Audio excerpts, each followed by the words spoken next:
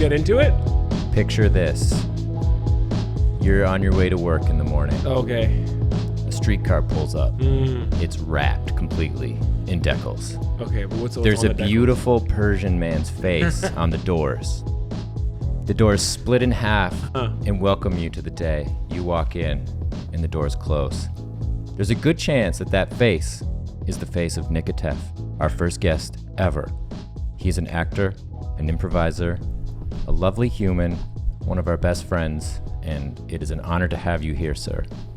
Welcome to the show. Shit, I should have asked for an invite before, guys. That was freaking awesome. And that's all we needed you That's for. it. I'm Yeah. done, right? Yeah. Okay, great. Yeah, show's over. Thanks for the lovely intro. Of course, man. Yeah.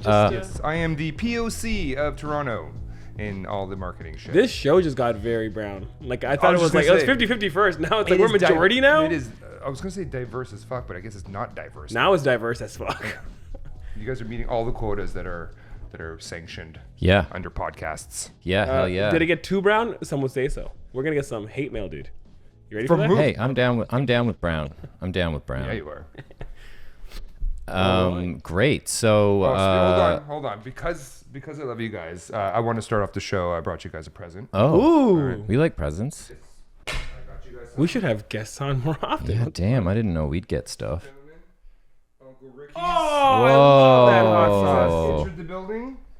Sweet. I'm like this. I have this much left only. Yeah, well, now you have. Today's Yes. episode is brought to you by Rick's Hot Sauce. Sauce Fort. Yes. West Indian style.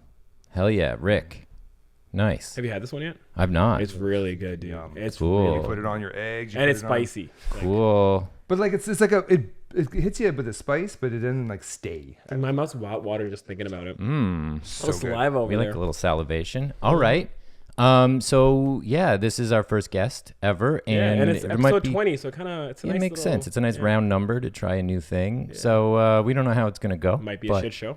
We're gonna do a script. We're gonna write a first draft of a script with 3 people This instead of is 2. super exciting. Yeah, Yeah, there's 3 chefs in the kitchen now, so it's gonna 3 be chefs in the interesting, yeah. kitchen. I'm a sous chef. Let me be the sous chef. 'Cause, Okay. I'm You never know. You might from you guys. You might start as a sous chef, and then like halfway through, you're like, guys, step back. this. I got Yeah. this. The main chef had a heart attack, Yeah. and you need to step in. Turn off your mics. How much guys. coke have you done before?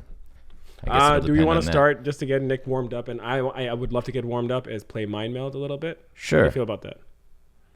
Sure. Yeah. Yeah. You thought about it. Yeah, I just think like maybe we should talk about Nick's life, but you know. Oh, we do. could- Right, could I haven't do done that. this. We have to do a whole bio of Nick. Yeah. Right. So maybe we can skip story a of game, Nick? or we can do a game later or something. But Oh, we need a game. I'm like so cold right now. oh, okay. We need a game. But, Okay, but- let's but- start with this game, Let's and then start it's with the gonna game. inform questions. Okay. All right. All right. I'm so easily fucking influenced. Yeah, Nick, you've played Mind Meld in I sure class. have. Oh All yeah. right. Oh yeah. You're- That's Okay, a why little don't you tidbit. two start it, and then I'll join in if I have another word to bridge. Yeah, join it anytime if anyone has a word. Yeah. 3, 2, 1. Eyebrows. Eyes and eyebrows. Yeah. Okay, I got one. That's not the same. Okay, I got one. 3, 2, 1. Face. Pupil. Face pupil. Yeah. We got further away somehow. We started eyes Shit. and eyebrows. Shit. Face pupil. I got one. Does anybody else have one with me? I'll try. 3, 2, 1. Nostril. Glasses. Nostril glasses. Oh, I got something. 3, 2, 1. bridge. Nose. Nose bridge. We're like circling the fucking Yeah. same. Circle. What is it? Nose bridge. Nose bridge. Nose bridge. Okay. I got something that, I mean, it's not, okay, it comes to mind. That's why. I got something that comes to mind. Okay. 3, 3, 2, 2, 1. 1, dive. Fergie. Dive and Fergie. London Bridge. I don't know. Oh, nice. Dive Fergie and dive. Fergie. How do we start on the face and we got further away? That was me. The no, it's all of Fergie was us. my issue. Sorry, Fergie and dive, I said. Yeah, I got nothing for that. Fergie, dive. First thing comes to your mind. I got something. 3, 2, 1. Career. Career pool. 3, 2, 2, 1. Lifeguard. lifeguard. Yeah, we got it. Guys, that was We got Can there. we do one more? Because that was a bit shaky. Oh, Let's do one because you more. didn't get one. Yeah, that's why, you really. went. Because I want to be part of that. And I like that. All right. Feeling. 3, 2, 1. Paper. Vodka. Paper vodka. Paper vodka. Okay, I got something. 3, 2, 1. Brand. Pulp brand. Pulp brand. Oh, pulp brand. Okay. 3, 2, 1. Tropicana. Whoa, I was Feeling gonna warm That was now? pretty You quick. feeling warm now? I'm feeling good. Now we're going to use that God, one. you in just the killed episode. that. Thank you. You just kill that. That's what Nick's here for, just to kind of just motivate us. I'm throughout just the gonna whole be like, thing. yeah. I just want to be in the background like, yeah.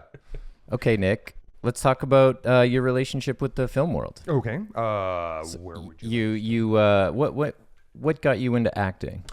I would say being an only child, enjoying attention from my parents. Should I get close to this? Get closer. Enjoying attention from my parents. I've always enjoyed attention from people, and so I started acting when I was in grade 5. I was the lead in everything in my school. My school was a very ethnic school in Markham. I was going to say. There wasn't a lot of actors, and there's a lot of people still learning English. So I made it, and I got the part. But I did that, and then I went to Unionville High School. Did theater school. That's an art school, Unionville? Yeah. And so I did drama for all high school, and then I went to Humber College for theater, and then I went to George Brown for theater.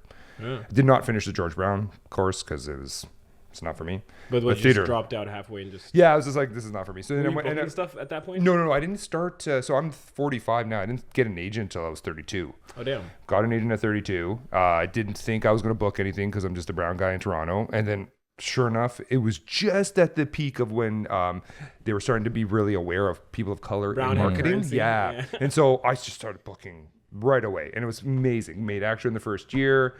And it's been a great progression since. Yeah. And so now I'm 12 years deep. So it's like at this point, I'm still doing commercials and now TV and film, but the things are bigger and the rates are better.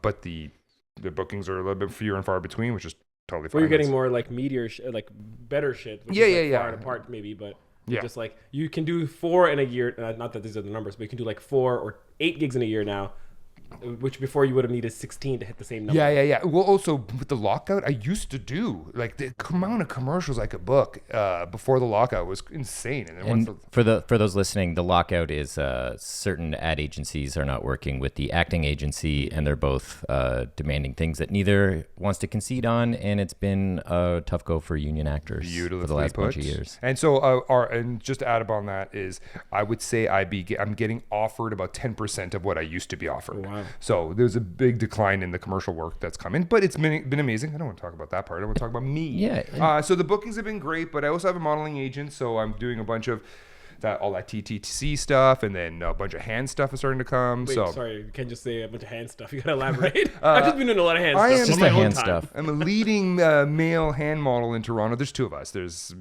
these brown hands, and there's You and David Duchovny from Zoolander? Yeah. Isn't David Duchovny's hands are usually in somebody, are they not? Ooh, What I did there. all right, our first zinger from Nick. That's pretty quick. But yeah, no, I get a lot of hand gigs. I get a lot of model gigs, and it's pretty good for a 45-year-old dude. That's pretty Hell sick. yeah. And it's inspiring. 32, you got your agent. That's people usually by 32 are like, oh, I don't know if I'm gonna make it. But Somebody you're like, told me a long time ago, as a male actor, the 20 to 29-year-olds, 20 to 29, there isn't as many parts as you think there are. And I'm also finding we have a mutual friend, Glenna, who also is 22, and she's also struggling with the fact that there just isn't a lot She's of in parts out there. that doldrum of age. Yeah, so I've always told demographic. once you're over 30 as a male, there's a lot more stuff coming up, because then you could be the uncle, you could be the sports dude, you could be this, that. And it's absolutely true. Yeah, and so yeah. now that I'm 45, I audition a lot, so I don't take that for granted whatsoever, but it has a lot to do with my color, and it has a lot to do with being a 45-year-old dude.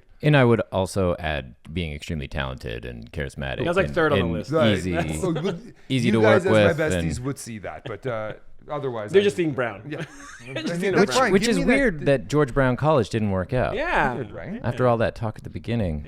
And didn't Been waiting a Humber while have to make that pun. Thank you. Humber Yeah. had some weird roots to it too, I think. Yeah, I went to Humber for film school. Did you go to the South Campus? I went to the North Campus. Oh. Yeah, which I always found weird that they put the acting students at the South Campus and the film students at the North Campus. Wouldn't they like cross pollinate and They'll probably like make 2 camps and then like you meet up only for a project. then you only meet up on fight nights or dance offs? Did you know that campus was on top of an old insane asylum? Oh, yeah. And do you know that I was with the I was in that insane No, asylum the- before. the- That's where I was until I was the 32 theater- and the started theater acting. students and the technical students shared the same building, and so for the technical theater, we broke in one night. We munched on some shrooms, and we broke into there was a whole tunnel underneath the thing that was closed off for years. Oh, wow. So we went under and it was like old beds and like jars of baby food and like Whoa. magazines, and like then it all ends at this like we didn't realize that a section of our theater building was closed off, and so we were able to access it the other way, and that was the old hospital section. So it was all like broken white tiles and like stretcher things. It was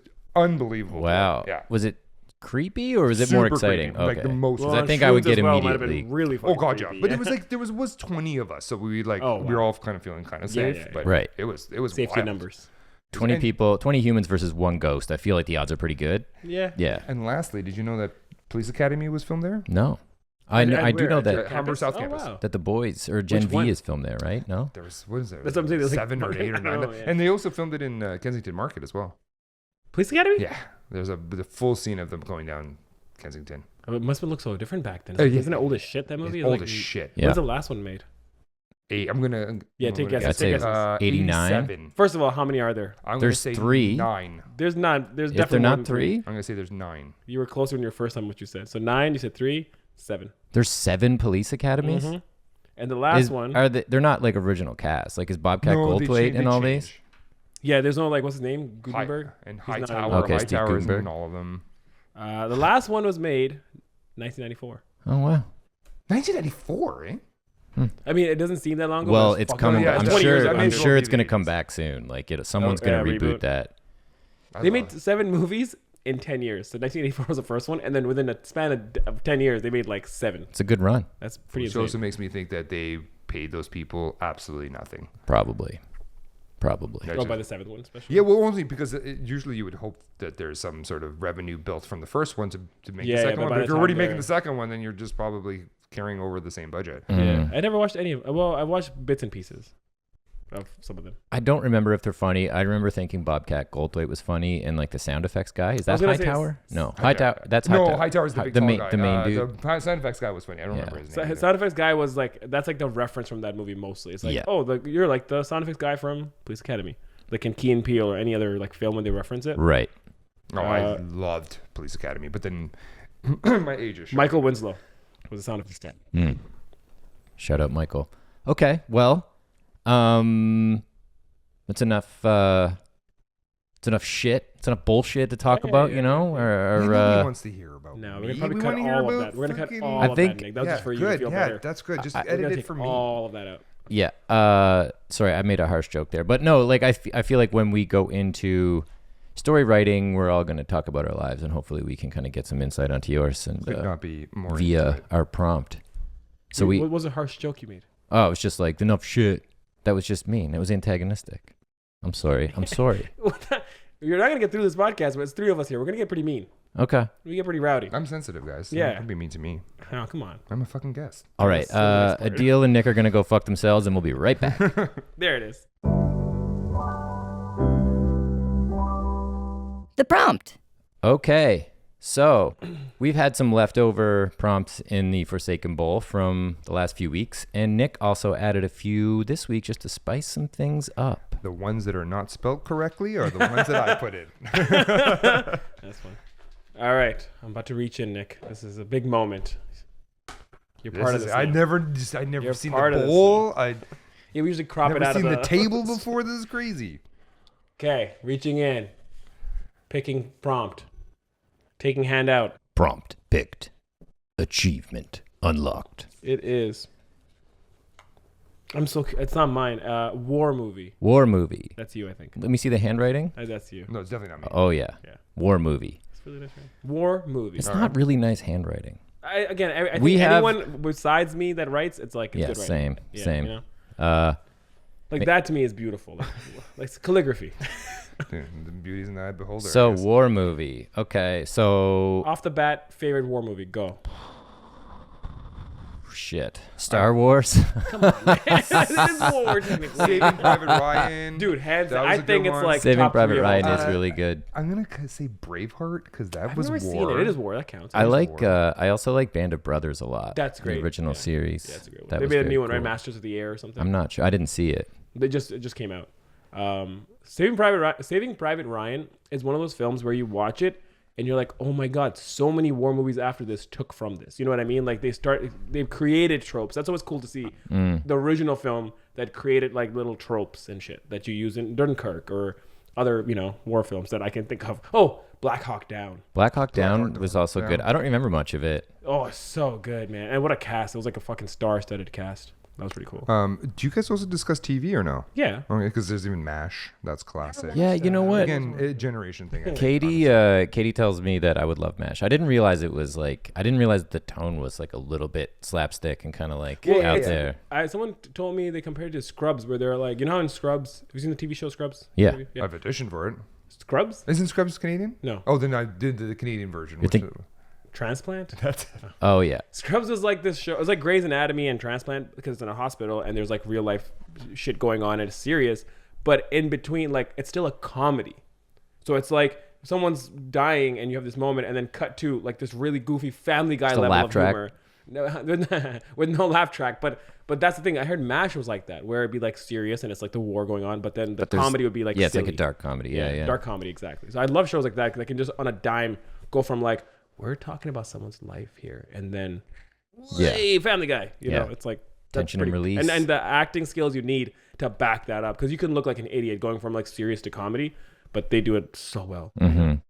With MASH, it also threw you off because if you'd never watched the show, the beginning music makes you think that this whole thing is going to be depressing and like you're going to be like brought down a deep hole of whatever it is. But no, there's a lot of slapstick in there. But there's also a whole bunch of serious things like people dying and the kids being caught in the minefield and and then there's comedy in it. That's so crazy. And there's comedy in there too. What's the MASH theme song? Like, this doesn't say comedy to me. No, it really doesn't. Yeah. This was my childhood. That's a drama. I was going to say... so I don't know what the fuck I was thinking when I wrote that. Oh, no, this is great. Three of us. So now we can do a war movie about three friends who maybe are trapped on the wrong side of the enemy line or some shit. Yeah. We can have some fun with it. Top Gun is war? Yes? Top Gun... I don't know. I mean, when are we not in a constant state of war these days anyway, you know? But someone could say Pulp Fiction is war. I was just going to go It's like a gang war? Yeah. Yeah. Well, war doesn't have to be guns and tanks, right? That's a good point. Just drag it over. You can just pull it. Okay. Yeah, you don't like need to be gentle. You whatever, can rip it around. Goodfellas if you want. But so we could totally go a line. If you don't like the idea of war, we can be like, okay, well, if maybe it's a war between families. Like, maybe war between neighbors. Ooh, maybe it's a street. Like it's like this house right here, and then that house right there. We have a war with them. It could be two frat houses. Or like a property line. Yeah. Or it could be. My friend Nathan and I have always kind of told each other stories and like just ideas about the future. If like when the U.S. eventually invades us for our water, like us having to be like old men. How high are you guys usually when you? I mean, I was probably pretty high. Nathan doesn't really smoke weed. He's just like on the level, you know. He like gets it. And we were talking about like being like old men in our 50s and having to like hide in trees and like guerrilla fight back the American military because they're just going to completely overwhelm us. So that could be kind of cool, like a futuristic, not a futuristic thing, but something in the future of like an invasion that hasn't happened, like the U.S. coming to Canada. What's kind of interesting about that is you could totally downplay, like instead of making it like a classical war film, like it's like, you know, in the trenches or whatever, it's like imagine, like again, say you're in a house like this with your buddies and the war is around you and you're kind of hiding out in just normal places and there's just what do you call it, tanks just rolling around the streets, and you're just what's the word, like almost like when something doesn't affect you as much, you're like impartial to it, or you're just dull from like the violence. You're just like, oh well, this is part of life now. You just accept it almost. So or like what would going for groceries during like a military occupation look like? Yeah, exactly. Yeah, like you have to literally go and get groceries like you're going on a mission. It's like, okay, clear, and then you're just like hopping around the streets, just making sure you don't get like shot while you're getting groceries. Yeah, a little dark, a little fucked up. Yeah, and like it can be a touchy thing just because there's a lot of like fucked up shit going on in the world, but like what's an interesting perspective on war? Wait, time out. Are we doing the blue sky part right now? Oh yeah, I'm kind of bulldozing into that. So but before we do that, real quick, favorite war movie each. First one that comes to mind. Star Wars. Okay. Yeah. Hey. I'm sticking with Saving Private Ryan. All right, I'm gonna do the same. Oh, okay. All right, now let's go to the next section, maybe. All right, great.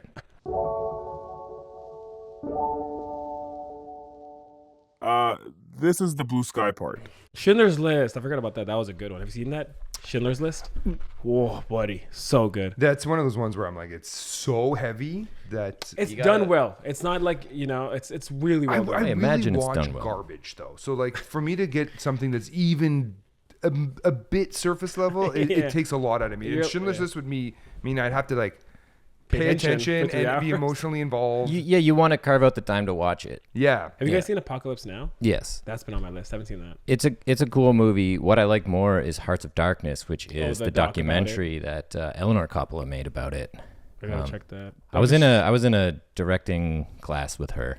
Who's Eleanor Coppola, Francis Ford Coppola's wife. She's the one who made the. Wait, She what? made Hearts of Darkness. Oh no fucking Yeah. way! What? I didn't know that. She was like gearing up to do like a narrative feature and was doing this course. She was really cool. We did a fucking lightsaber battle improv scene together, and I didn't know who she was at the time. And then I was like, oh shit, you're buddies with the guy who That's invented really this. fucking cool. Okay, so this is the blue sky section. What is where the blue sky section? we are going to just talk ad nauseum about ideas and perspectives as they pertain to a war movie, and then we're going to whittle out as much of the story that we're going to write and record and perform. So this is like the improv section of it in a Gotcha. way, because the blue sky, the reason they call it the blue sky, like writers' rooms, like say we were on a TV show or even writing a film together, the blue sky part is like, it's open-ended. It's a blue sky. It's like you can throw anything at the wall. You're not constrained by budget like even or us talking production about neighbor concerns. wars or like future wars or this thing or that, or what if it's about this character? This is the part where we're just Gotcha. throwing shit in a pot and then Gotcha. we're gonna cook I it. got something to throw in. All right, what's it? A war within the house between mother and daughter. Oh, you want a little soap opera action today? That's one. Just throwing it down. Mom and daughter. Okay, family war basically. Yeah, I like that. And then you got the father that has to come in and try to like, I don't know. He has to like be the mediator. Yeah. But they're Well, The father You is could do that. Switzerland. Yeah, well, yeah, you could even do that with like the father, and he has 2 daughters, and they're like, because if you want to really bring it down to a level of like, it's so every day everyone goes through this, but treat it like a war film where it's like 2 siblings in a fight, and then the father brings them together, sits them down, and he has to be like the mediator, and That's something. and it's like 2 sides of like 2 countries they're representing almost. Could get a little too serious. We could touch upon some political shit, but Just an analogous political satire. yeah. Yeah, we could. I also like the idea of neighbors, because then each person can be sabotaging somebody else's house at some point. And I mean, in a way, you could do like the Romeo and Juliet of it all too, right? Where it's like 2 neighbors who hate each other, and then they're like kids fall in love or whatever, yeah. Is Romeo and Juliet a war play / movie? The Capulets and the It's West Side Montagues. Story, I guess, war movie, it could be, yeah. right? West Side Story is Romeo and Juliet, right? It's like a spin-off on, or like a spin-off. I don't have the knowledge of that to speak on it. Have you guys ever had a war with a neighbor before? Oh, good question. Yeah, man. The closest, like when I used to live with my parents, we used to live in an apartment, and we had hardwood floors, and the downstairs neighbor would just always be up in our grill getting mad because we'd had family over, and he's like, you guys are too loud. And probably it was our fault because we were loud, but it got to a very like just toxic place Yeah. because it was just such. Where he's like waiting for you to make noise, Yeah. and he's like super triggered he by was it. like ready to. He wanted a reason almost. It felt like, and he was just so rude and just a bit racial. White guy. Yeah. Yeah. Really chuddy white dude. How many people The were in worst are the basement? chuddy white guys. You guys were in the basement? No, we were in an apartment, like it's a condo. We were in a condo, and we lived the unit above him. Gotcha. Yeah, and he was just I was like, this is like years ago. But it wasn't really a war. It was just like a couple really unpleasing, discussions with him or whatever. But nothing like a war though. I'm trying to think if I've ever had that. I've been divorced. That's its own kind of war. That's a war. That's a mental war. That's a financial war. That is a war of the wits. That's a war of energy. But imagine a war, like that's such a specific kind of war, right? Where it's like you have a war but then you afterwards have to share custody of one of the countries. You know what I mean? It's Well, yeah. you hopefully after the war there's some sort of peace. The war equals out Yeah. to be a peace. Because you have to be like buddies basically after, because you have someone else relying on you. 100%. Yeah. But in that first bit, you're so your emotions are all over the place, so that your actions are with those emotions, Yeah. and therefore they're never going to be good actions, right? Yeah. So that was my experience. Yeah, it'd be hard to keep your head cool in an actual war or even an analogous war. Dude, you know, the concept that there was an era where they could just be like, "Hey, there's a war happening. We're gonna draft you." My in." And I'm like, grandfather- I gotta do what? I gotta get a gun and take someone's life. So If I don't do it, they'll take my life. yeah, it's nuts. What? That's the reason why I've never gone and visited Iran, because in Iran they don't recognize dual citizenships. So far as they're concerned, I'm a Persian citizen that hasn't done his military school yet.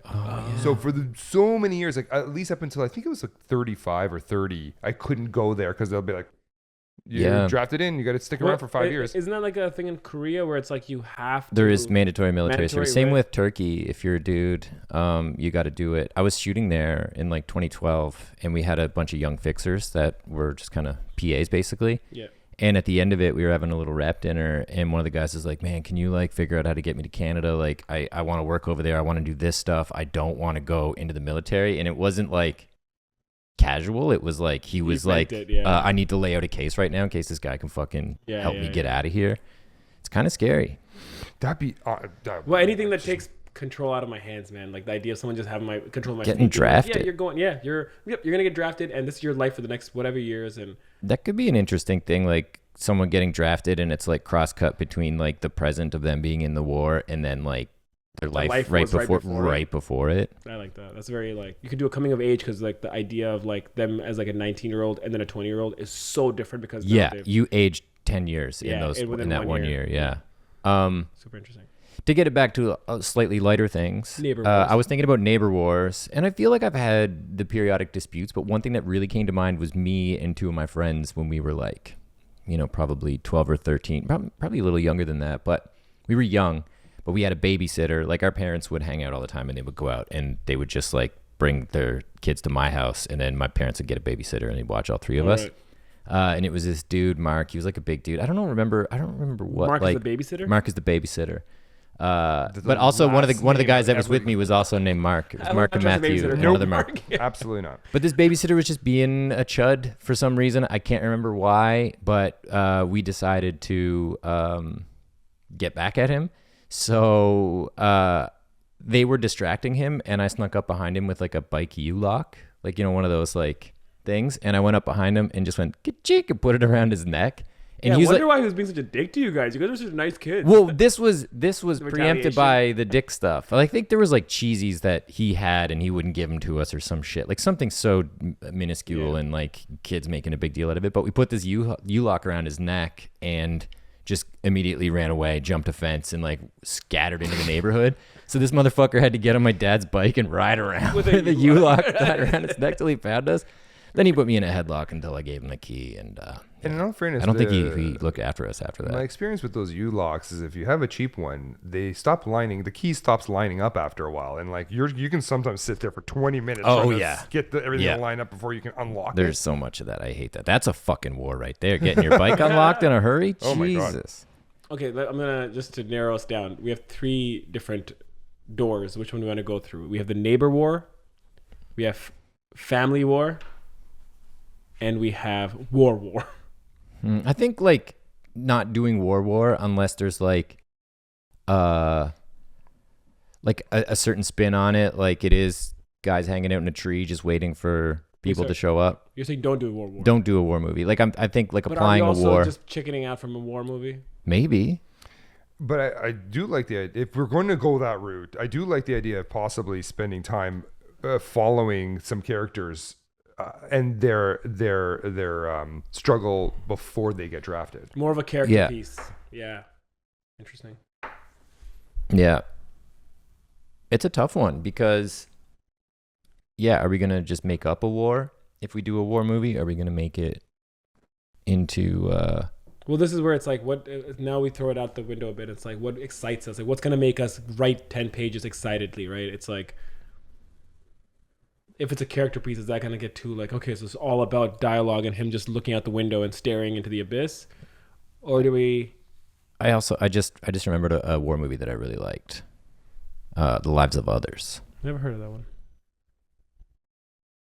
It's about a dude, like a Nazi dude, who's like eavesdropping on people. I guess it's like Berlin, so it's not really a war movie, really but high. it's not a war movie, but it's war adjacent. But it's like a dude in Berlin is like tasked with listening in on these artists to see if they're like defecting or like doing anything like uncommunist like, but he ends up like liking them. It's very cool. Interesting. It's very fucking cool. I mean, it's rated very like top sweet. 250. Yeah, Did Ryan I think it won an Reynolds do Oscar. a war movie. Ryan Reynolds did one, right? I don't think so. That doesn't come to my mind. Let me see. Deadpool and Wolverine. Buried. Oh no, I watched another war movie. Yeah, he did. Smokin' Aces. It's the- about the Smokin' Aces War. You thinking of a different white, good-looking dude? 100%. Hurt Locker, Jerry Renner. Heart Locker. Yeah, That's it. I've never finished Hurt Locker. I heard it's really good. I've never seen it. He's like a bomb expert. Yeah, or it whatever. was good. It's Catherine Bigelow. That's good. That's really good. Yeah, that one won an Oscar. So, and see, there's something interesting about that. It's like there's a whole genre of war, but they picked, and again, I haven't seen the movie, so I don't know if I'm talking out of my ass, but it's like the idea that it's about this one specific specialist in that war, though. You know what I mean? Or in the army.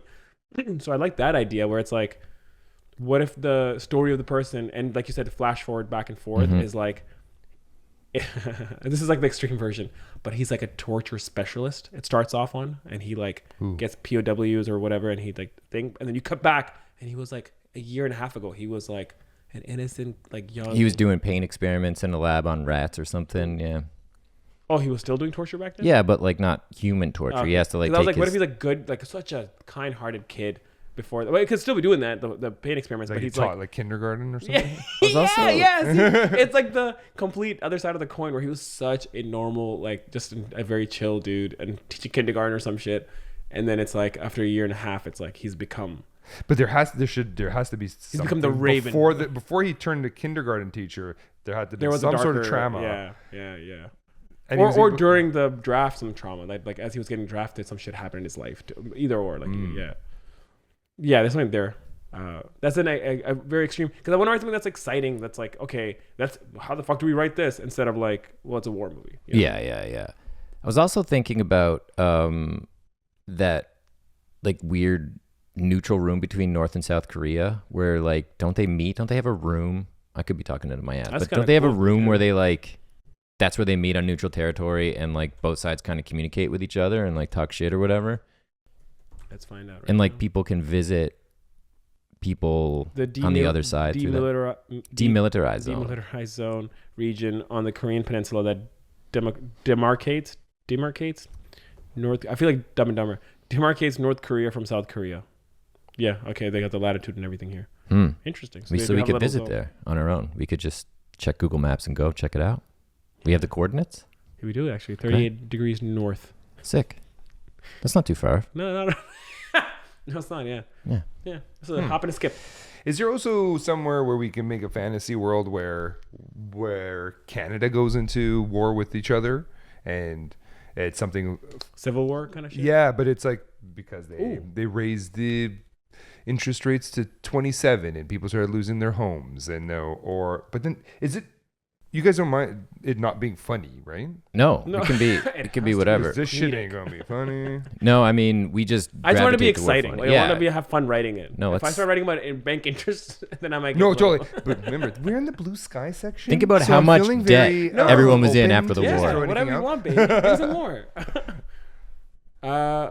It's like half the script is just like the interest rates are 20%. Well, actually, once the inflation happened, it's just more and more. So much world building, just like very specific. It was prime plus 42. I don't even know what that fucking means. Yeah, I mean, it would be cool to have some actual like war sequences. But like, yeah, what's that interesting thing? Could it be? Have you guys ever seen? This is an epic, one of the best war films that no one mentioned. Full Metal Jacket. Oh yeah, yeah. You seen I it? guess No, I don't remember But it. you must remember, like, there's one iconic thing where, again, Simpsons and everyone else has like parodied. It's that opening chapter where they're at the training camp. yeah, And with it's like like- Early Ermey and Yeah, shit. yeah, yeah. And what's that guy? That actor, Vincent. Vincent D'Onofrio or Yeah, whatever. from Daredevil, Joker. Yeah, Kingpin. not Joker. Pyle. Yeah, yeah, Yeah. Where it's like this guy who's like kind of like just stupid and like just this big dude, and then the army general or whoever like their captain is, whatever, just like Arlie berates Ermey. him, just like fucking destroys him, and he just like talks shit. Anyways, the whole thing is like this. It's like 30 minutes in the beginning of the film, and it just sets up this world, and they're training these people, and it's like the story of like this one cadet, how he's just not getting Hired it. to be a photographer kind of thing. Well, no, Oh, but, no, like, the guy Pyle. who Oh, yeah. At the end, like shoots, and it's like a whole dark like 30 minutes, and then cut to now they're in war, and it's like that happened, but they don't even bring it up again. It's like a little. I just love when they do that, like a little Yeah. act to set up that world of intensity of the war and how there's different like kind of cadets. Some just weren't good enough, and some just got berated because they just weren't. Again, because you're not getting drafted on your skills back then, right? They're not like, oh, you're Just like great you with can, weapons. You can you're see a body. You can see. You You're can 6 lift foot tall. Yeah, you 100 can lift. You pounds. can lift. You're Yeah. in the army, so.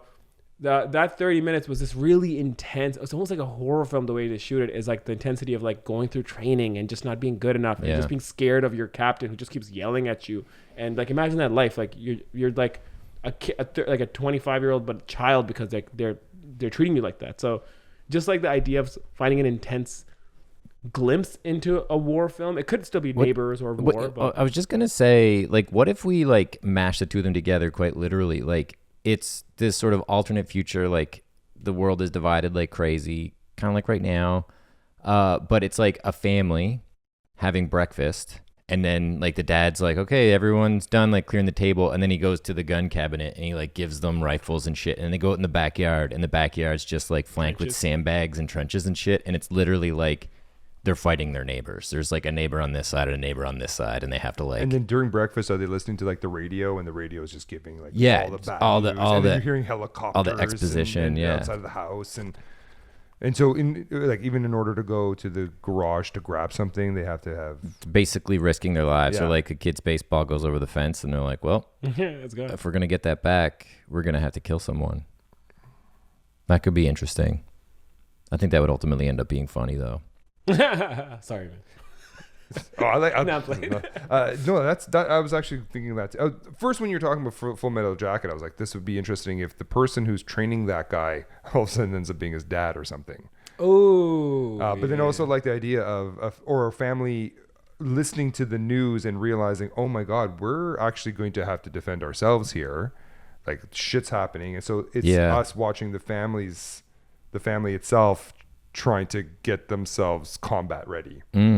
That could be cool. because that's the thing. Like, this is the blue sky part. I want to narrow it to make sure it's still a short film. It's like, because if we do the whole thing of breakfast and they go to war and they fight and this whole thing, it's like, what are we writing really? It's like, is it because a short film is usually about like a subject and a moment, or like a more of a bottle kind of thing, where it's like, is it about the training? You know, pick that moment. Is it about the war? Like they're actually already in the trenches fighting and shit, and it's like one of them gets shot, and then it's about this moment of like, as he's bleeding out, some other stuff is going on, or what is it? You know what I mean? It's like I want to capsule like Yeah, this just energy that, of like that what's this slice, one? What's the tiny piece? Yeah. Is Could it? Go ahead. Could it be the family discovering that everything's going to shit and they're going to have to defend themselves? Could it be the guy doing getting trained for whatever terrible thing he's being trained for, but starting to understand glimpses of the guy training him is actually something that Yeah. he's recognizing from a young age? Well, is it when It's you like- say that? It's like, is it a war because something happened technologically that everyone's memories got wiped, and it's almost like the dad training him and the kid getting trained. They don't even know they're related until they start seeing clues. That's kind of Yeah. interesting. Or have you ever seen Quiet Place? Yes. There's always this back and forth they do where it's like before everything went crazy. It's like a moment of like, we start the film on a moment of like, again, someone tied up or someone about to kill their first person and they have to kill to save the world, and then it cuts back to them in a grocery, and it's Yeah. right at the Yeah, there's like the brink height of the like thing. when the war started, and they cut back to like, again, he has to shoot this person, but he's related to him. Yeah. You know, and it cuts back and it's like, why the fuck would he have to kill someone? And yet our job is to piece it together that this is why he has to kill his son, or he has to kill someone that he knows, like his neighbor, because 49 days ago, this worldwide or civil war started. You know what I mean? Mm-hmm. It's a bit of that other movie too. Have you guys seen it on Netflix?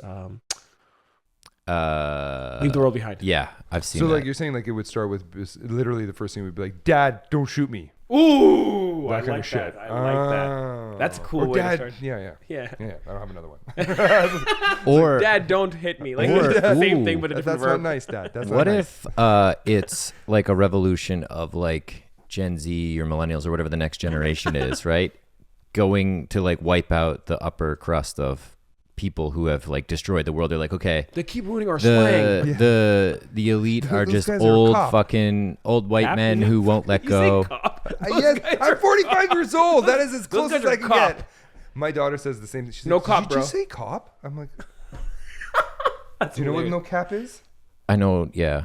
What is it? I mean, it's like I mean that, or No like bullshit. no bullshit, Yeah. yeah. But Oh. Yeah, and Just it's like, oh, doesn't you're feel capping. right. It's like, oh, you're Doesn't But feel isn't, right can to I say. say your top's cap, which means it's fake? Just make that shit. Hey, man, that's a cool way to put it. This is- And this is why they don't like us using their And words. that's why I was born So- in the 70s. So what if it's the younger generations purging the older generations because they're not letting go of control of the world? They need, in order for the planet to survive and to get emissions on track and to get the economy back going, the young generations come to kill the old people. So that opening scene, it's like, Dad, don't shoot me. It's because the dad is a millennial. But then the kid could, like, we could have this conversation, or it's cutting back and there's like a tense scene and there's other shit happening or whatever. Or But at the the end dad of it, the kid kills the dad because the kid's like trying to plead with the dad because he's got the low ground, and then he kills the dad at the end. yeah, because the dad can't do it because the son talks him out of it. Or the Exactly. something. And like then you get those Yeah. flashbacks and you kind of get And the then connection, boom. and then boom, he kills him, and then he just goes clear. yeah.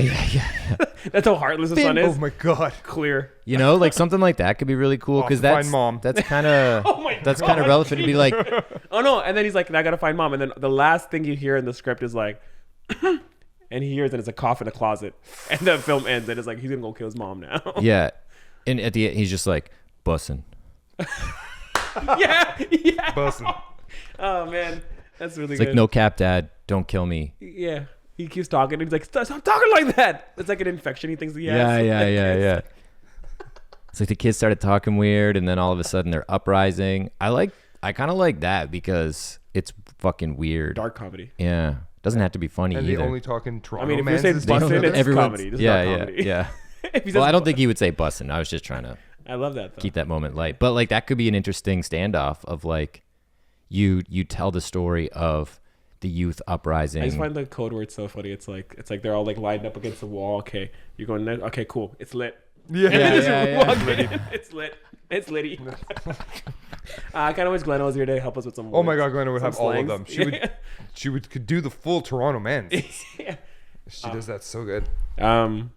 Okay, I like where this is headed. It's Yeah, 'cause weird, but it's like good in my weird. mind's eye, I can see the younger generation wanting to take out the older generation because number one, we need them to get rid of all the VPs and the CEOs that have been there for too Yeah, long, that are and- taking up all the money. We need to get people out of their houses because they've been holding on to them for too long. And Like, the people that are cost running of living is crazy because yeah. and the people who are responsible for that have more money than fucking God and don't need to worry about it. And like, it's just insane that someone is in office, I mean, you can determining definitely what have- happens to a country, and they're not going to be alive in 10 years.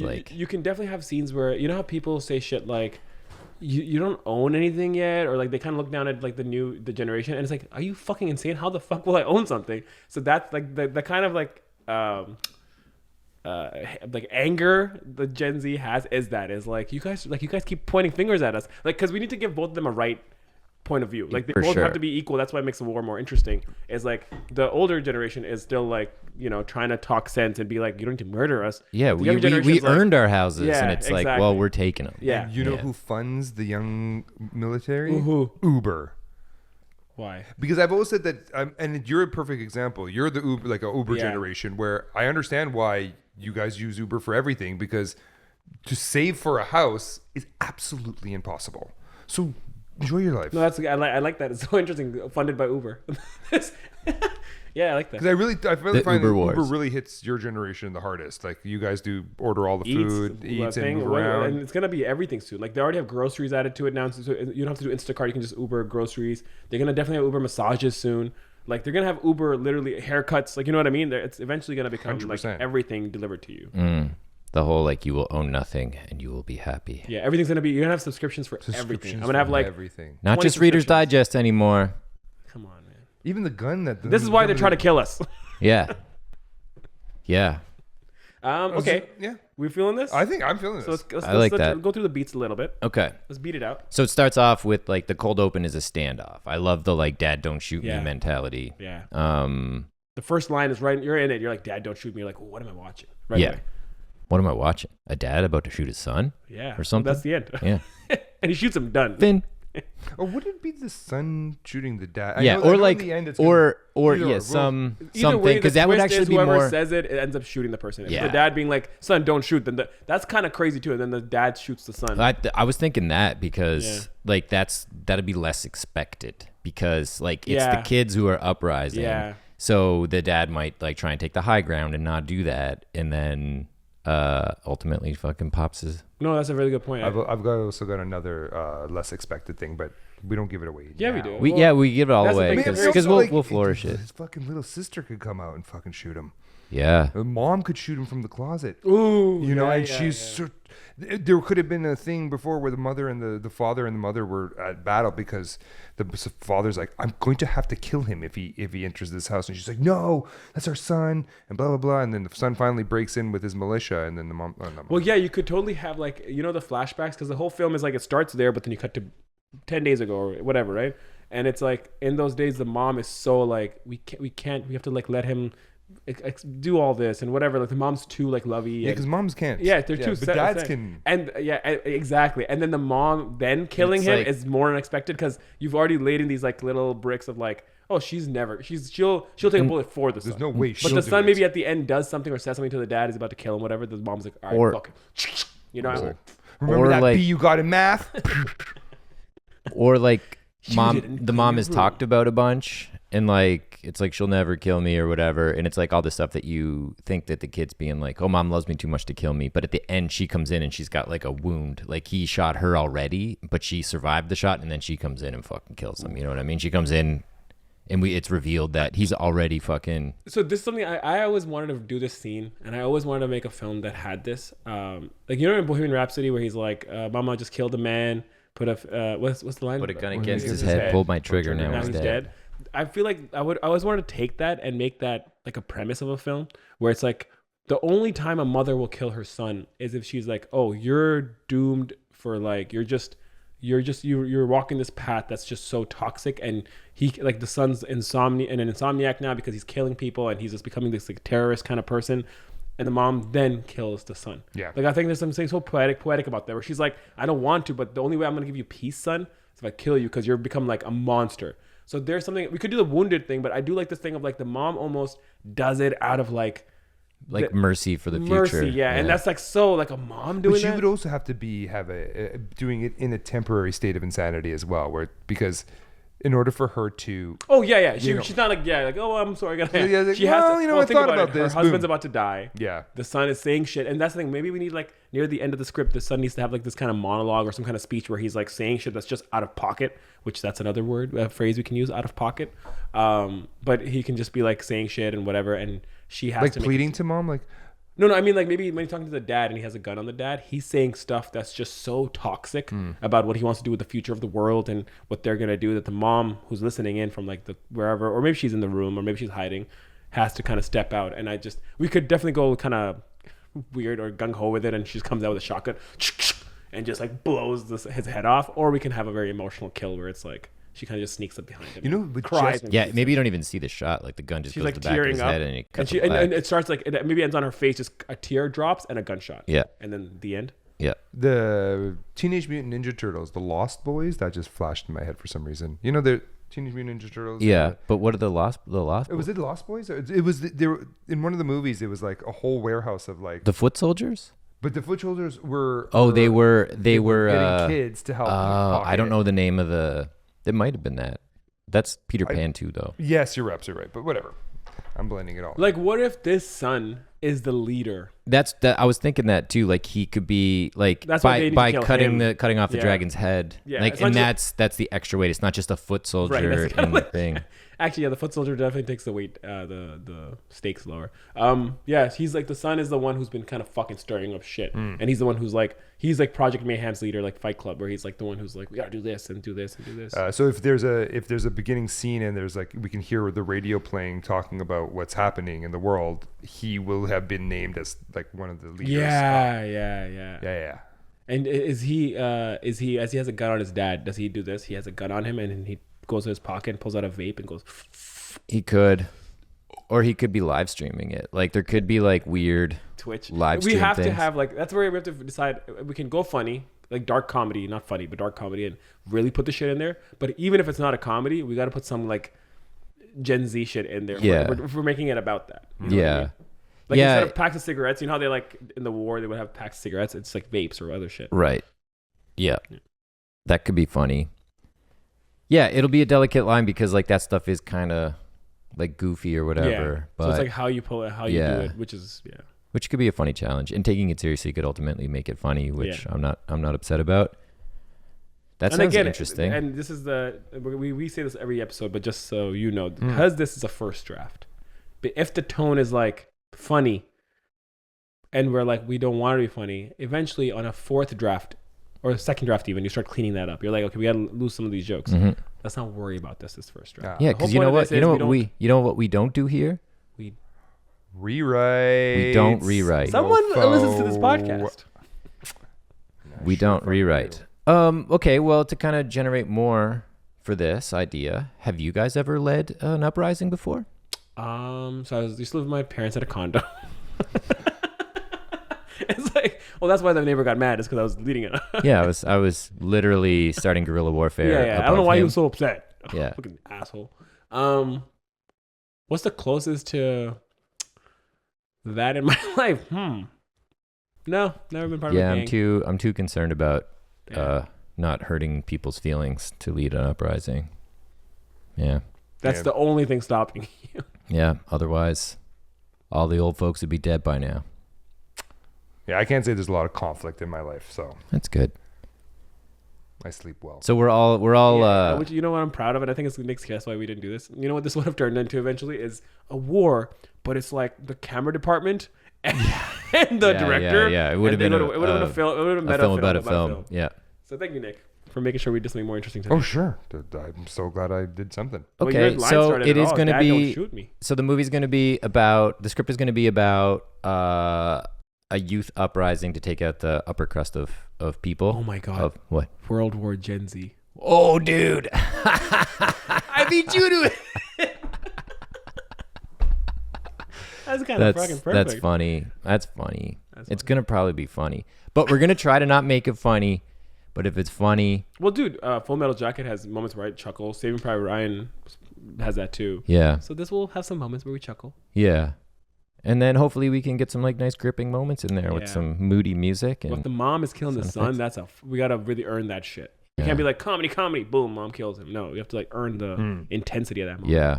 Maybe like we should lean dramatic and then maybe have some funny little clips. Yeah. The funny I can already see like in writing this the setup of the action is like he going back to the vape, but it's like he radios in something and then he blows a bubblegum smoke. He's got the radio and he talks into it and then he goes into the antenna and smokes some of the vape because like military technology would like evolve. That's the first thing they figured out. Yeah. They're like, how do we have vape in the walkie-talkies? He could run out of bullets and he Ubers it over or Ubers. Oh my God. That's good. Like delivery. Yeah. So just really funny. before we wrap up this section, like how do we show that stuff? Like is the main scene, we're going to kind of cross cut from the main scene is the standoff in the house or whatever. Room or whatever. And then are those flashbacks going to be to like how flashback 1 is how the guy's his origin story of how he started the war. And then flashback 2 is like some of the war happening or like, what are we going to go back to?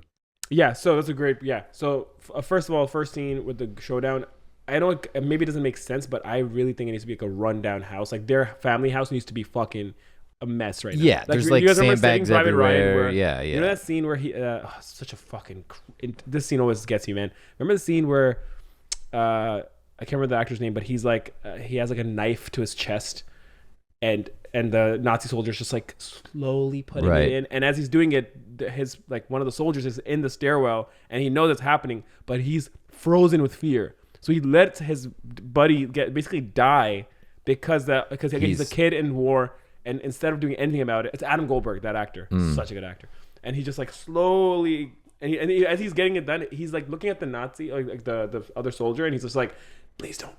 He's just like he's literally like, because at this point you're just two men now. You know, every countries, everything goes away. He's like looking, he's trying to plead with him as he's slow, and the guy's like, if I don't do it, you were just about to kill me a moment ago. What do you mean don't? Right? And he's I remember that scene. Man, anyways, the point is, the house in that scene is how I picture this, where it's just like wallpaper's been torn a bit. Yeah, it's this war. This war's been going on for a while. How many days would you say? I would give it like at least a month. Okay, yeah. Okay, I was gonna say no more than that. Because you want it to be in effect in this moment that we're needle dropping into is kind of a culmination of all the things that have happened. And like, war moves fast. It doesn't need a year to get fucking toxic. Within like a few weeks, it's like shit like this is going down. There's bombings and stuff happening. And there's two things happening. Like the father must either cut the head off the dragon of the revolution, or the kid has to fully become that dragon by killing his own dad. You know what I mean? One of them has to die for them to like move on to the next level, or the mom, whoever. You know what I mean? Like, I think that's one of the flashbacks is the mom and dad having that discussion of like we're gonna have to kill her. Or something. Yeah. Man, this is a fucking dark movie, dude. It's cool. The flashback one. What is it? What would you say is a trigger? Like, what makes them really start this war? I think it's when like unemployment is so high and like home ownership is so high, and like kids like have to start living on the street. Like they can't afford a couple $1,000s a month for an apartment. They can't afford fucking lettuce at Loblaws. You know what I mean? Like, it's just they are pinched out of the economy. 3 flashbacks then, and then we can work it out. The first flashback is the son coming home, right, from a failed job interview, or just and then talking to his parents, and his parents are trying to, and it's this moment we got to create, like, because we have to create a foundation, right? Because so what if the parents are just very like, instead of understanding, they're just kind of like, you know how you were saying earlier, like, how come you don't own a house or whatever? It's like, pull yourself up by your bootstraps. Yeah, do and what they're we just did. giving him exactly, and like comparing their lives, and he's like, it's not the same, and they're really trying to compare. Well, he's like, it's not.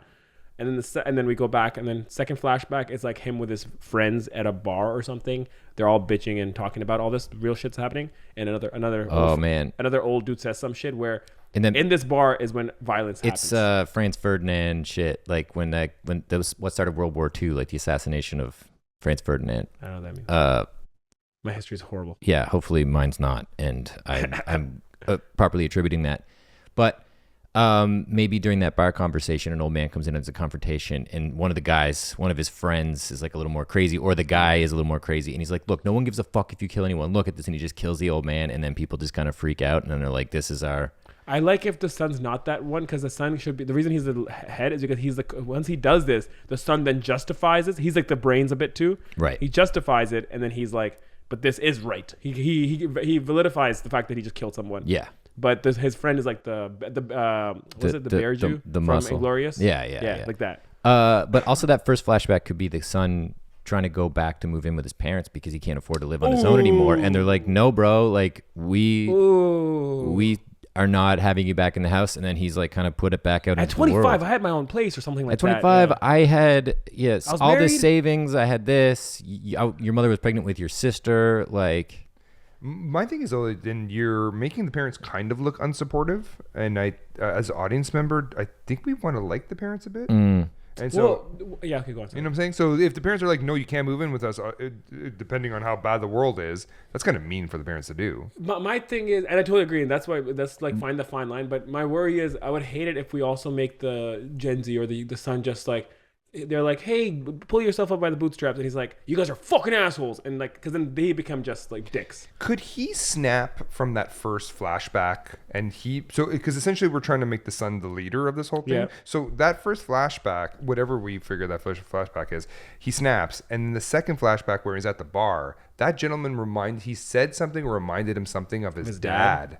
That from the first flashback, and then that's when he snaps and kills the guy, and then his ideals only stay in one way. And Like if he does say something about the fact that like when I was 25, this and this, or your mom was doing this, and then that old guy at the bar says something similar, being I like, got the saying already because my father says this, and What? it drives me fucking crazy. What is it? Whenever you complain about not having enough money, he's like, you just gotta bring your expenditures down and your income up.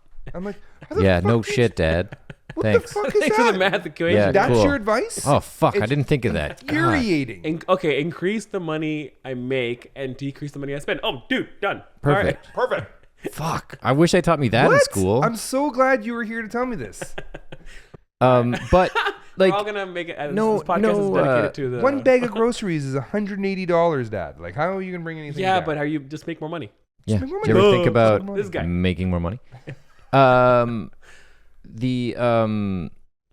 No villain is born a villain, right? Like, so like I think the parents are the de facto bad guys or whatever. Like, I think we can just show both sides being shitty, but both sides being compassionate. So like maybe after the son is sent away in that scene where he's bidding to live in their house, there's a like, fuck, did we do the right thing? There's like a they're moment thinking of they remorse. did the right thing, maybe, and maybe there's even a thing of like in one of the flashbacks, like he. This sounds so cheesy. This is like the bad version of the idea, but it's like he like while he's doing all this or he's at the bar is like someone takes care of his tab, or he gets some food delivered to his house that's like wrong address, but it's his parents still sending him shit because they care for him. So it's like the parents were, like the parents can be mean, but they'll never like completely cut you off. Like that's like the vibe. So you gotta find a way to be like, even though they banned him from the house, they meant well. they meant well, and they're still like looking out for him. They're still sending him money without him knowing because they don't want him like to think that they're supporting him because they're like he has to figure it out. But So something there. do they possibly? So that first flashback of him coming back into the house, could they say, yeah, you can come back to the house, but there's a contingency. There's something that you have to do in order to stay here, and that's what he doesn't want to do. Whether it be in the family business or I'm an artist. He's he like- just doesn't want to. He doesn't want to be under somebody Yeah, that else's could be- authority, that could right? be cool. Because then it's like they are being a bit unreasonable, but they're not really because they're like, yo, you can stay You here. can but just do stay, it. and we're not going And to. then he's like, but you've never believed in me to be a whatever, or like, or I don't want to do this, or whatever, right? Yeah. Or they're like, you have to pay rent, and he's like, with what money or whatever. We can figure that out. But it's like not completely black and white. It's like one person's a villain. It's like there's a bit of gray in there. Yeah. Yeah. Cool. So first flashback, I love the maybe he has to move back in because he didn't get the job or he got fired or something. And they're like, So "You we definitely can't-" know first flashback is going to be some sort of trauma between dad and son. Yeah, with the yeah, exactly. Mom and dad and son. Yeah. And maybe that's where you also see. I mean, maybe that's what the gray is, where it is a bit black and white, where the dad's like, "Well, you're not fucking living with us," and the mom is like, "Let him stay." And Yeah. So then the mom becomes like that. And then that makes 'Cause the she- mom's killing him. final act Yeah. that much more poignant. Yeah. So maybe the dad is a bit strict, and that's that. I think we do need to make him a little bit of a villain, where it's like, yeah. So the dad's a bit of a villain, and the son is a bit of a dick too. Yeah. And the I mom think is like, no one's seeing the other person's side. Yeah. That's the kind of thing. Everyone thinks that they're the right one. voice. and then the mom again tries to intervene, nothing doesn't work. Then cut back to the current time, then cut back to flashback. Second flashback, there's a murder at a bar or some shit or some kind of violence where it's like this is the start of the uprising, and then cut to the third time we go to the flashback. It has to be like at the peak of like you said on the radio. It's like Yeah, it's just fucking this guy, whatever his people name is, dying Dustin in the or whatever. streets. Yeah. And it's like the dad and the mom are like listening into the radio, and they're like, "What the fuck is going on?" And at the same time, you see at the camp where they're like, "Today's the day. We got to evacuate all these homes." And one of the homes, he's like, "I got this one," and it's his parents' home. He's Yeah. like, that's mine. Yeah, Everyone yeah. got me. He's- Now hands off everybody. yeah, Yeah. that's mine. Yeah, he wants to, and that's how fucked up he's. And that's the thing. If he's gotten that fucked up that he's choosing to kill his parents, you gotta it's have like- some kind of animosity. It's like that rite of passage thing. Like he needs to become what he Or needs just to want to call him become. out. They're What's- like that. I mean, just again to make it a bit more gray and not so he's just demented. It's like if basically they're all like, we got to evacuate all these homes. He's like, yeah, we'll start here, and they're like, you can't keep ignoring your parents' home, okay? Like, one of us, and he's like, are you calling me out, soldier? Like one of the soldiers calls him out, Yeah. and he's like, no, I'm just saying that we've been saying this for a week, but we still haven't. Are you saying I'm too like whatever? Like he thinks Ooh, I they're love challenging it. it, and then he's like, fuck this. I'll go take him out. Yeah. You know? And then therein lies the moral dilemma. Okay, great. Sick. I'm digging this. Sick. I think we Into can it. do it. Okay. All right. We're going to come back with World War Gen Z. And now, War of Ages. Tight shot in the barrel of a rifle. Joseph, 23, has his finger on the trigger. Cut to the business end of the gun where father, late 40s, stands motionless. Please, son, don't shoot. Cut wide to reveal the kitchen in complete disarray. Joseph stands unflinching amid sandbags, boarded windows, weapons, and crates of ammo. I know you're better than this. What you know is outdated. Joseph cocks the gun. It's low-key time to pay the price. Cut to interior kitchen day, 27 days ago. The same kitchen, but it's clean and orderly. Father is standing with mother. Joseph stands next to a box on the kitchen table filled with his belongings. Stop making excuses. You just don't know how to manage your finances. At your age, I was already married with a job. And rent was a quarter of what it is now. Simple. You just need to earn more and spend less. That's your brilliant idea? Maybe we all need to take it easy. Let's just take your things upstairs and we can talk about it over dinner. He's not living with us like some deadbeat loser. Harry! No, Mom, it's all right. You know, I see how it is. Joseph takes his box and leaves. Joey Bear, come back. Cut to interior house, present day. Back at the standoff in the destroyed kitchen. Where's Mom? She's out. Doing what? You've got enough ammo here. Food. And we have no choice. We have to protect ourselves. I mean, we're the victims here. That's what your generation does. As soon as it gets tough, you pull out the senior citizen card. I'm 47. We're not the people who fucked the world up. But you will be. And Dad, we just can't have that. Cut to interior bar night, 26 days ago. Joseph and his Gen Z friends sit around a table, discussing their troubles. Michael, 23, slams his White Claw on the table. They cut my internet! Glenna, 22, is surprised. No cap? Bruh, for real though, like, how am I supposed to hustle online when minimum wage can't even handle my grocery game? We're legit stuck in the dark ages, fam. For real. An older man nearby hears them and stumbles over. This is the problem with you little fuckers. Excuse me? The me generation. Me. Always bitching and whining about being victims. You think that hurts coming from your Gen X ass? Yeah, well, back in the day, we settled shit in real life, not on the internet like you little pussies. Before Joseph can say anything, Michael gets up and puts the old man in a headlock. Michael, what the fuck? Get off me! Michael, stop. Michael lets the man go for a brief moment, but then something comes over Joseph. A realization. He pulls out his phone and films a live TikTok. Don't stop. This is Slay. Michael grins, tightens his hold. Fam, this isn't funny. You hear me laughing? This is what has to happen. Joseph stands and turns the camera on himself. They want us to do something, right? They want us to stop whining, to become better. They want us to take control of our future, right? The older generations are running the planet into the ground. It's time to cut that shit out and skip the line. The revolution starts now. Joseph turns the camera around as Michael lets go of the old man. His body flops on the ground. Dead ass. Brief montage of people getting radicalized all over the world, watching the old man die. Cut to interior house, present day. Back to the standoff. Father notices something move behind his son. Joseph, let's just talk it out. Yeah, you have some more wisdom to part on me?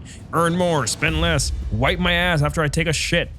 Son, is this about us not letting you move back in? We were only trying to help. No, you didn't want me to move in. You want me to pull myself up by my bootstraps, but you don't leave me any laces? Joseph, you think killing all of us will help your generation? You think that'll help minimum wage? No, but it'll help with upward mobility. Less mouths to feed. I'll finally be able to own a home. Maybe even be able to save up for the future. Just think about the cost of that future. I'm your father. That's not gonna mean shit if I wait for you to die and have to eat out of the trash. See, when I get to your age, I'll step out of the way for the next generation. Too bad you don't have the dignity to do the same. Joseph takes a step closer. Cut to interior Gen Z resistance headquarters 2 days ago. Joseph stands soapbox style before a group of Gen Z soldiers. We need 2 teams to clear out Elm Street and Water Street, okay?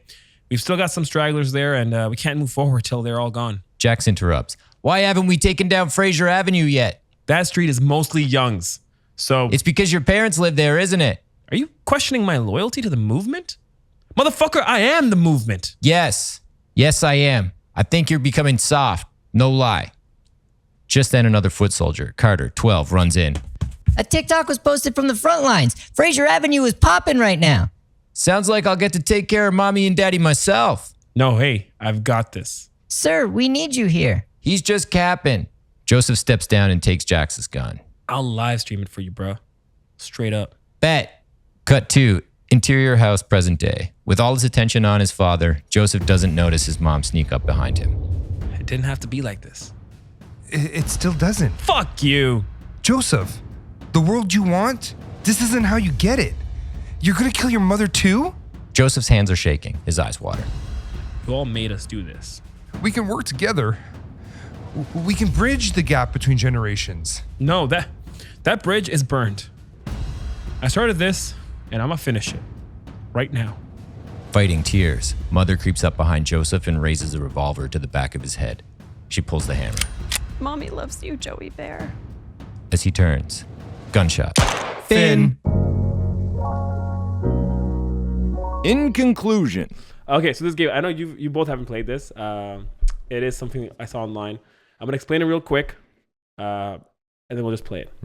So basically, I'm gonna think of something, like a word, right? And you guys have to guess it correctly, right? Okay. That's the simple math of it, right? Now the way it works though is, so say the word is hammer, just to give you an example, right? Is it hammer? Fuck, I got it. If it's a hammer, right? So you start with like, you say random words like, airplane. I'm like, it's a 2 out of 100. Like I'm rating your guesses out of 100. Yep. And then you're like, house. I'm like, I'm 25 or 30 because you can find it. And then you're like, is it in the kitchen? I'm like, 19. And then you're like, is it a tool? I'm like, 84. Okay. Now, what's I going to be think it'd be different? higher than 84 if it's a hammer and a tool. Like that's like the No, if first it's a tool. screwdriver, you can say pliers. Yeah, but you'd think hammer first. All right, fine. Just saying. That shit better at least be 90. Yeah, okay, fine. Okay, Yeah. I've learned. But here's a other plot twist to this. Okay. This is something film related. So it could be Inception. It could fuck you got it. It could be a movie. Save it right, Ryan. It could be a genre of a film. It could be like a genre title. Okay. It could be a literary device. So I could be like, is it a genre? And you'd be like 90 exactly. or 100. Yeah. Okay. Or it could be a literary device, or it could be whatever. Cool. Okay. So I got it. It's okay. Okay, I got it. think of something. Mug. It's 1. Is it a movie? Oh, it's a movie. Yeah, I forgot Sorry. about that part already. A movie. It's got to be it's film related. That can't do that. 5. Okay. You said movie. Can't be like, is it a movie? It's Yeah. Movie. 5. Is it a camera? No, sorry. Say it again. Movie. Movie. 35. Whoa, is it a camera? 2. Ooh. Is it?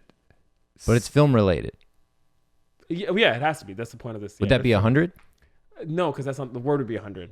You're just asking me. Don't ask me genre. Just guess the thing. Oh, okay. Just guess randomly the thing. Director? 9. Script? 65. Writing. 66. Actor? 30. Writing room? 72. Pitch meeting.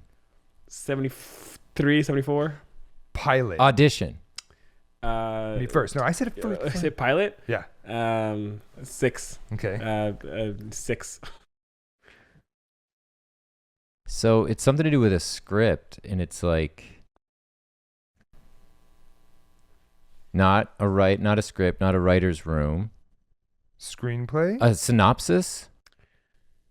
These are both similar enough that I will give them the same ranking. 70. 75. Line, like a line. Dialogue. 70.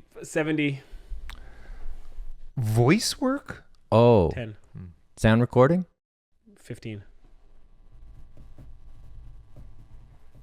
Monologue. 64. Fuck. Book. No. Book about film. 2. Pitch meeting. You already said. Treatment. 60. Pitch deck. 60. Jesus. No rewrites.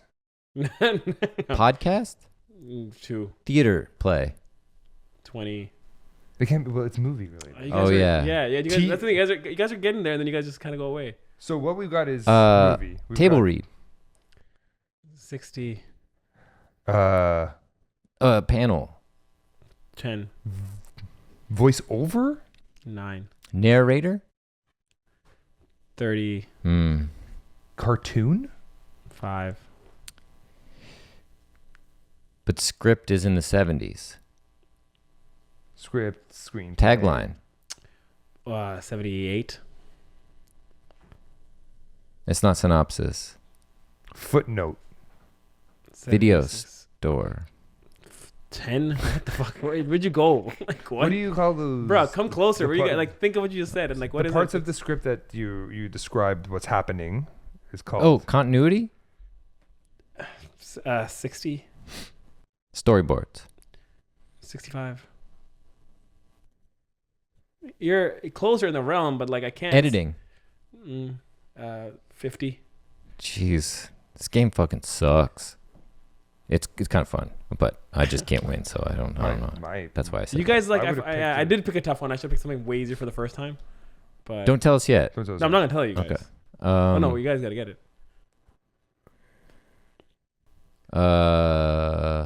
Film teacher.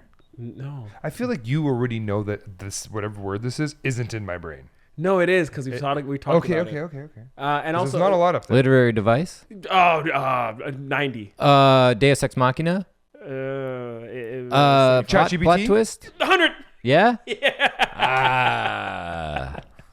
Nice. I don't know why I'm getting There it props. I is. didn't do anything. That got exciting. See how quick that was? Yeah. Literary device to fucking plot twist. I was like, one of you guesses like around that realm. Yeah. Sorry, that was a bit. That all tough. makes sense. I was gonna go with rom com, and that would have been way easier because you guys would have gone there with genre somehow. But then I don't know. I said the word. I didn't plot think to twist, ask and I'm genre like- last time.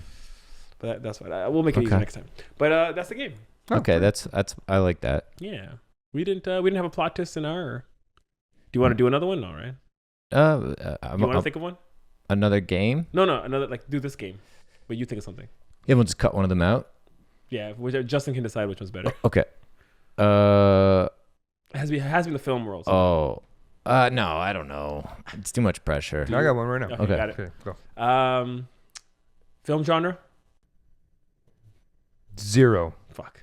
Wait, Uh, well, you kept saying this. Voiceover stunt actor. Like a 5. and voiceover. 0. Okay. Hand model. 0. Literary device. 0. Is it a movie? No. Damn it. Continuity. I already said that. 0. Assistant director. Is it a position on a film set? Assistant director. 50%. 50%. Is it director? Third AD. All of those are 50%. Okay. Oh, okay. Sound person. Film crew. 80. Okay. Fluffer. Okay, this is gonna be interesting. Fluffer 82. Oh. Porn? And am I supposed to be doing yes or no questions? No, but you should. Oh, porn could've just said porn? it, 'cause it had a number. No. 'Cause it had a Number no. So fluffer or just film crew is big. Film crew. So. Lighting? Gaffer. 82. We're gonna put it with the fluffer. Okay. So key member of the set. Camera related? Director of photography. Is it a position? Is that a? Can I It do says that? film crew. Yeah, We film got crew. film crew, so it has to be something beyond film Production assistant. Makeup person. 85. Makeup person. At one point, I was like, "Oh, They're not gonna did I get do it. this wrong?" No, that was perfect. All right, cool.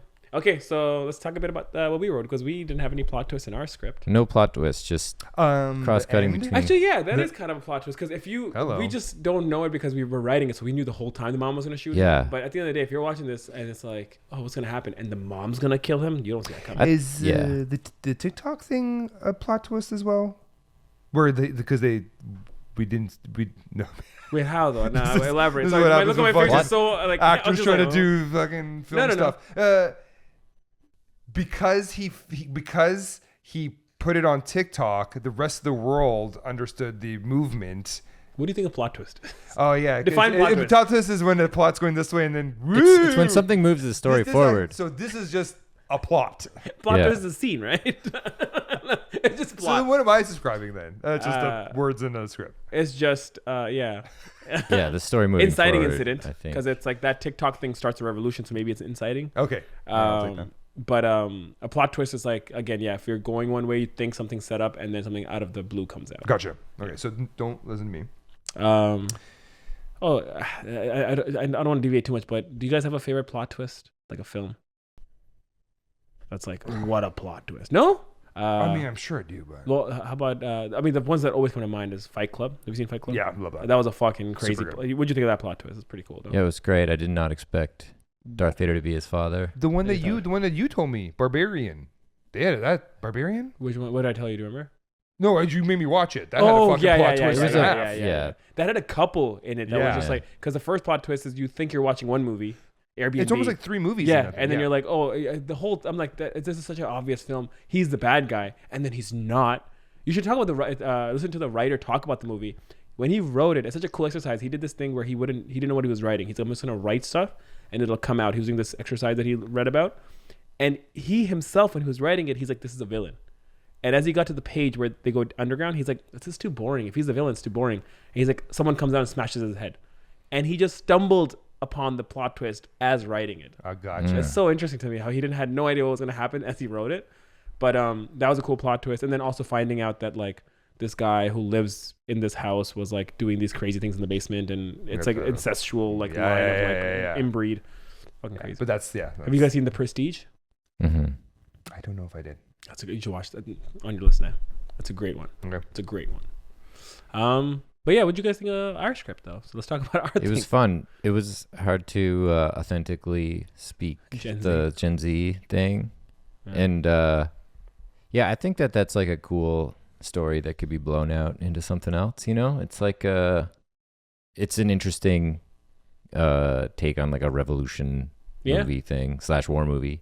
And it's like it's making something very serious that is a joke these days, the whole generation gap, because there's so many generations. Like we're in a time where like maybe I'm wrong, but there was a time where maybe there was only baby boomers and millennials, or baby boomers and Gen X, and like they weren't talked about as much, these generation gaps. Yeah. But now as we grow, it's like so many generations are existing at the same time. Yeah. That People are living for a long time and it's getting overcrowded. People are getting a little crazy. And we always find ways to like separate ourselves, right? Like culture, religion, race, whatever. But now it's like, generation is going to become a thing too, where it's like, well, you 100%. guys are fucking assholes. No, you're assholes. And it's like, we just always need something to pit each other against each other. Yeah. To be Said fair, the before. older generations before us did fuck a lot of shit up. But like, what are we going to fuck up? What are Gen Z going to fuck up for the next generation? Like, we're all just going to fuck we're basically just like shitting. And Well, we all think we're right?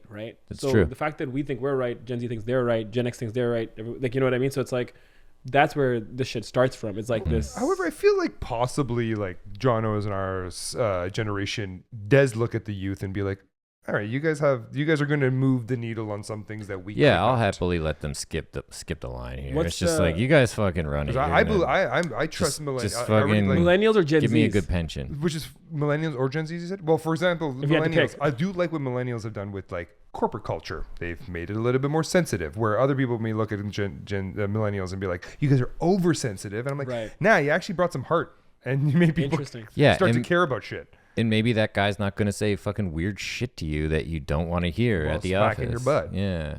You can smack my Yeah. butt.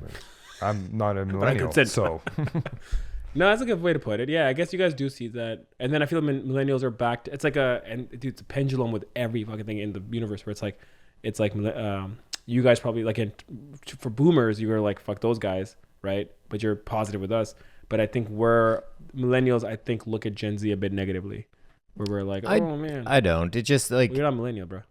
what's that? I don't look at it as a negative, but like I do see like the gap. Like there seems to be a quantum leap from like how we kind of see things and how Gen Z see things, and like the rate at which Gen Z are like discovering things, and they're like they realize that shit's fucked up way sooner than I did. You know, like I was still just like fucking cruising. At 17, I wasn't thinking of that shit at all. Yeah, and now exactly. they're I was just all- like, oh, I'm gonna play in punk bands and not eat meat, and that's my like 'cause the political thing. information Because like will- the information didn't flow as freely, so it's There's a Gen Alpha now, right? oh yeah. Yeah. So But look, as a starting all millennial, over how do you again. feel about Gen Zs? Do you find that overall across the board, your age group kind of looks at them and you're like, whatever. I think we do. I think millennials are very self-righteous in that way. I think we're very like, no, we were a good generation, man. Like we were like, you guys don't like the generation above you or the one below you. I don't mind the one above me because I don't think of baby boomers above me, right? I think of you guys, and you guys are pretty solid, I think. And I think but I think ours is, that's what I'm saying. You guys are cooler with the generation below you. We're cooler with the generation above us, where we think the generation after us, I feel like millennials are always like, they don't care as much as we do. They don't try as hard as we do. They expect to just get everything. I think that's how millennials feel. They dress the way I do in high school photos that I cringe at. And I'm like, I literally wore that and you're and I'm embarrassed by it and you're wearing it right now. Well, I think millennials feel Gen Z have a sense of entitlement of like, we are the better generation and we are expected to get greatness, you know, where we were like, in my generation, I feel so old to all my generations, but I was like, I need to work like 70 hours a week to, you know, make a name or get my own car, where now I see like, even in the film industry, I'll see it's like Gen Z's coming in and it's like, they work a 10-hour day and they're just, all they want to do is be like, well, that's not how it's supposed to be. Like, well, the glitter, they're not wrong, to be honest. Like, we shouldn't be I mean, on a film set, I guess you you gotta paid more than 9 to 5 wages. We get fucking craft on set. We get a lot of shit that 9 to 5ers don't, and we get paid more than them. 10 hours, and like, that's my thing. I'm like, if that's a lot of work to you, I see it as art. So I'm like, I could work 12 hours and I'm having a good time. Yeah. Like, I'll work 15 hours and I'm having a good time. But it's like, if you're going in with that energy, it'll never be a good time. You could be working at a fucking candy store selling. I don't know why that's a good time, but you could be working 12 hours there, and you'd still be like, all the cherry blasters you want. You had a cola chupa chulupa chup. Have you seen this? Who the fuck? Chupa chups? No. A cola chalupa. Chupa chup? Chupa chup. A cola chupa chup. Chupa. This week's episode is brought to you by cola chupa chup and Uncle Ricky's hot sauce. Uncle Ricky's Ricks. I'm curious how you deal with that sauce. You like hot. I like medium to hot. I saw you eat hot McDonald's nuggets once. So. Oh yeah, like habanero ranch or some shit. It's like mayonnaise with like a bit of fucking salt in it. The nuggets were like red. Oh yeah, spicy. I did. They were good. They I took missed those. that boat completely. They took those off the market. I'm hungry now. Actually, we don't do it as much anymore. But can I ask you about this script? The best thing, your favorite thing, and the least favorite thing about this script. My favorite thing about the story and the least favorite thing about the story. My favorite thing would be that, actually, in all fairness, a lot like your other scripts, I could picture the whole thing happening. I could picture the dad in the living room, stressed out. I can picture the son having an inflated sense of ego and almost a bit insane. And then I could picture the mom with a tear coming down her eyes, understanding what she has to do at the end. So that part I loved. I loved the fact that I actually got to see it. Nice. That part was there's nothing I didn't like. I wish as an actor, I just wish I could memorize my lines and then do it about and like get more. We meet into up it. next week. But that's only thing for me because it's just the process is new for me here. Yeah. But otherwise, that was fucking fun as hell. We still find that though, like we're like it can only be so good in this moment, and the whole thing is just about like the plane taking.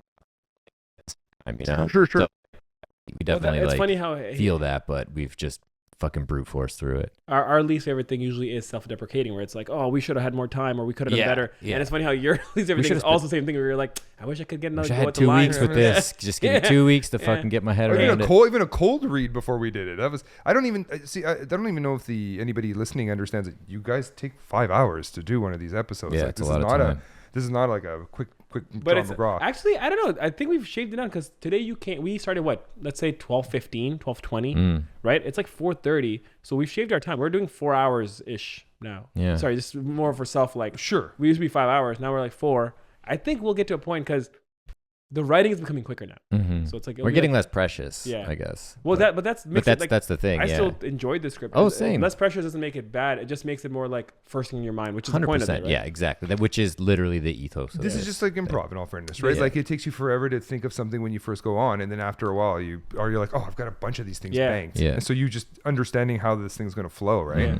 No, it's great. funny. It's not just no rewrites today, but for Nick, it was no retakes. No retakes. Oh, fuck yeah. But again, I don't think people listening understand that even after you guys write the script, You just record it. Yeah, we go You right guys are into not it. Yeah. practicing I saw shit. you be like, wait, what's happening? I'm like, We're doing let me this? let me get my tone down, no, we're guys. like right into like, nope, record it. Yeah, Yeah. all right. Just don't even think about it. Just fucking dive in. Gentlemen, can I take this opportunity to thank you so much for having me at your table? I learned a lot. I was actually, funny enough, you guys are my close buddies. I was slightly intimidated sitting at the table with you guys and getting to play in the sandbox with you, and I appreciate it. I learned a lot, and thank you.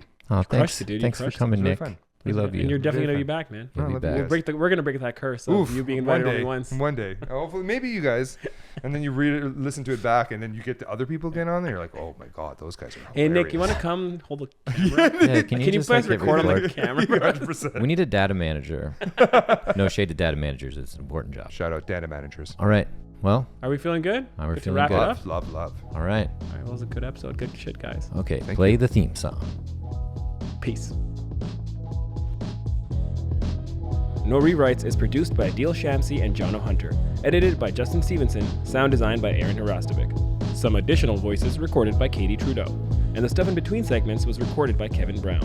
If you have an idea for a prompt, email us at norewritespod@gmail.com or DM us at No Rewrites Podcast on Instagram.